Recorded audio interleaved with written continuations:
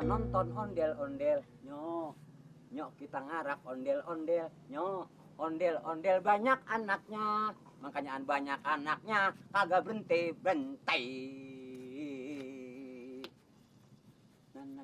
Astagfirullahaladzim. Pantesan sampo aja cepet habis. Kagak taunya buat nyuci spray brojong butut ini. Dana, ngomel mulu ya.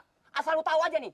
Ini sepeda gua udah 10 tahun, kagak dikeramasin. Sekarang gua mau keramasin. Lu lihat tuh, bannya penuh sama tombe. Motor yang diurus bukannya sepeda. Motornya mana? Beli. Duitnya ada. Nyari. Makanya pakai sabun biasa, jangan pakai sampo. Udah tahu sampo harganya mahal. Udah nggak bejana. Bukan mobil mewah doang yang harus dipakai badi sabun sampo. Hah? Sepeda gua juga apa salahnya sih?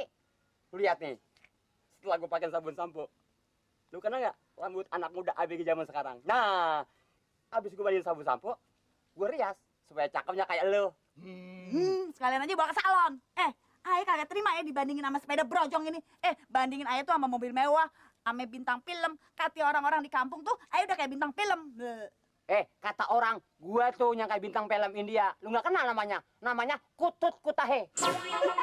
Abang mah belaan. Kuturahi itu bukan nama bintang film India, tapi nama mall di India. Dut. Pisang! Mak. Pisang, Mak. Ya, biasa, Mak.